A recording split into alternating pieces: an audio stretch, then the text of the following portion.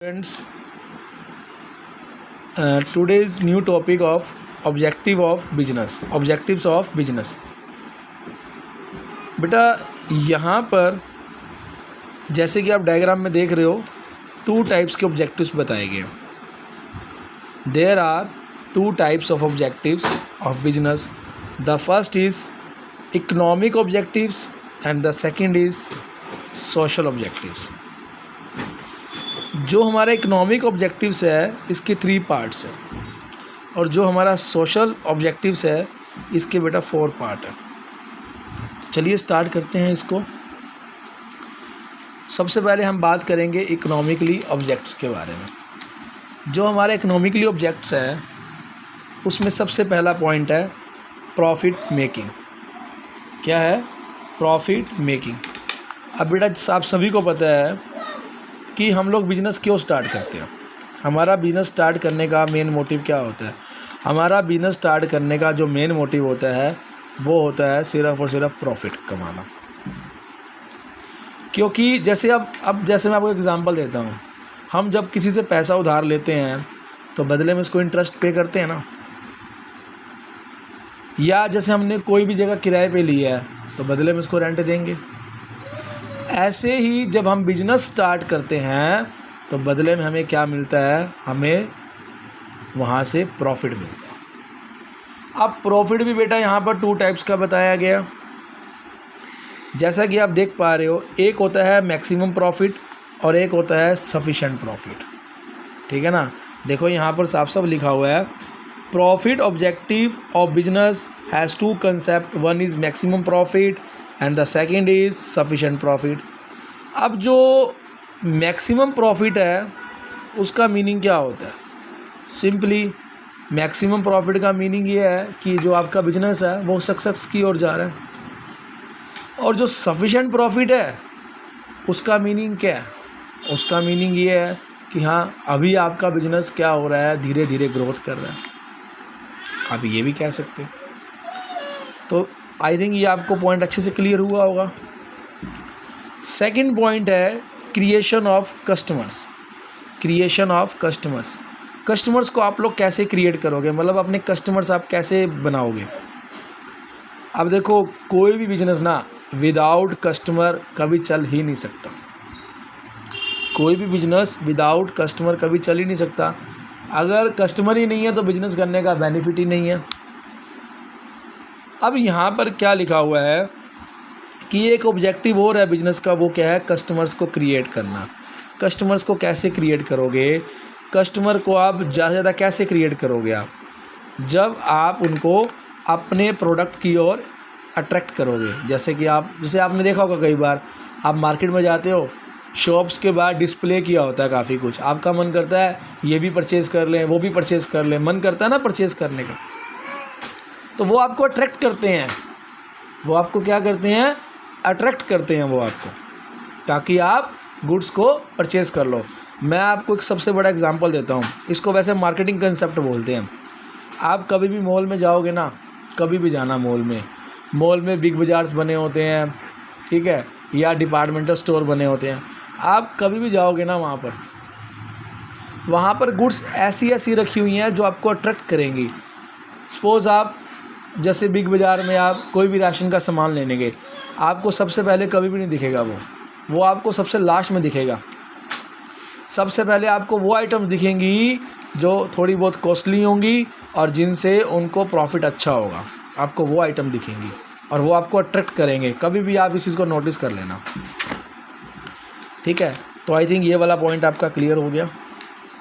उसके बाद बेटा नेक्स्ट पॉइंट इनोवेशन। अब इनोवेशन का मीनिंग क्या होता है? बेटा आजकल तो आप सभी को पता है, आजकल जो हमारा लाइफस्टाइल है ना वो काफ़ी मतलब एक तरह से चेंज हो चुका है, और जो हमारा जो कस्टमर है ना उसको मार्केट का किंग बोला जाता है, और वो डे बाय डे बड़ा ज़्यादा मतलब डिमांडिंग हो गया। वो कुछ नया चाहते हैं।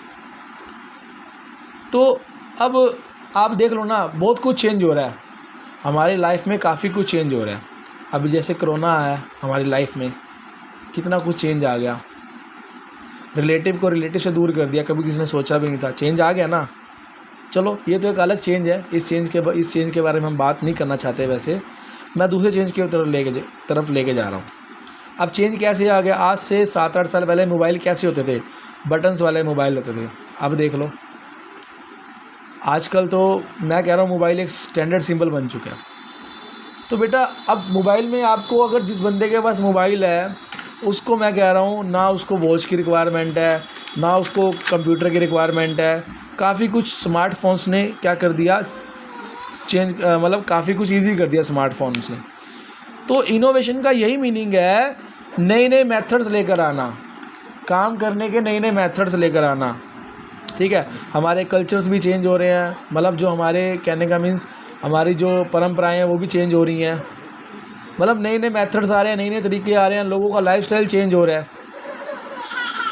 ठीक है, तो नई नई चीज़ें आ रही हैं। अब हमने ना यही जो इनोवेशंस है ना, हमने यही अडॉप्ट करना। अब देखो यहाँ साफ लिखा हुआ है, innovation means to do something new. ठीक है, कुछ नया करना, जैसे कि नया प्रोडक्ट प्रोड्यूस करना। अब कह रहा है find out new use of old products, जो ओल्ड प्रोडक्ट्स हैं उनको नए तरीके से यूज़ करना। ठीक है ना, उनका क्या कहते हैं अपना, और भी काफ़ी कुछ है, उसको मार्केट में लेकर आना जिससे कस्टमर खुश हो। कुछ नया करोगे तो कस्टमर आपके पास आएगा भी सही, खुश भी होगा, सेटिस्फाई भी होगा, आपसे गुड्स भी परचेज़ करेगा, और भी काफ़ी काम है। तो 3 पॉइंट्स कौन से हैं, profit making, creation of customers and innovations. उसके बाद बेटा नेक्स्ट है सोशल ऑब्जेक्टिव्स। क्या है social objectives? The first point is high quality goods at fair price. अब बेटा फर्स्ट पॉइंट क्या है कि कह रहा क्वालिटी तो अच्छी हो, लेकिन जो उसका प्राइस है वो बिल्कुल फेयर एंड रिजनेबल होना चाहिए। मतलब क्वालिटी सबको बढ़िया चाहिए, लेकिन प्राइस उसका कम हो। अगर आपने ये चीज़ अडॉप्ट कर ली ना, मैं कह रहा हूँ जितना मर्जी आपसे बड़ा कंपटीटर आ जाए, वो आपको मार्केट से कभी नहीं भगा पाएगा, अगर आपने ये वाली पॉलिसी अडॉप्ट कर ली तो। हर कोई इंडिया में क्या है, इंडिया में हर कोई मनी को लेकर, प्राइस को लेकर कॉन्शियस है। क्वालिटी के बारे में भी कॉन्शियस हैं लोग, लेकिन इतने नहीं जितने मनी को लेकर, प्राइस को लेकर कॉन्शियस होते हैं। ठीक है, उसके बाद है कंट्रीब्यूशन टू कम्युनिटी डेवलपमेंट।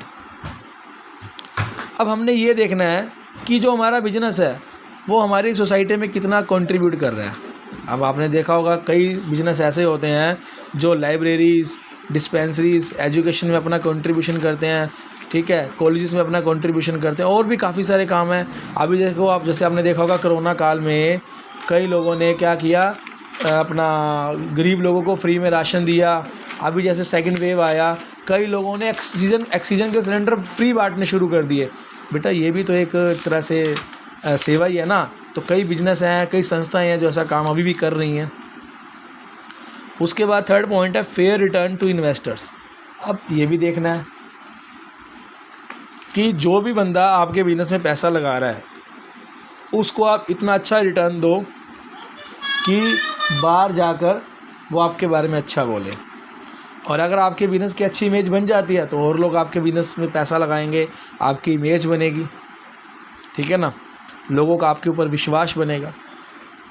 उसके बाद है प्रोवाइडिंग एम्प्लॉयमेंट। और एक क्या कहते हैं ऑब्जेक्टिव और भी आपका, वो क्या है, आप अपनी सोसाइटी के लोगों को काम दो, रोज़गार दो उनको। ठीक है, जिससे आपका और अच्छा कंट्रीब्यूशन हो सके, जिससे लोगों को काम मिल सके। ठीक है बेटा, तो ये हमारे 2 ऑब्जेक्टिव थे जो हमारे कंप्लीट हो चुके हैं। ओके।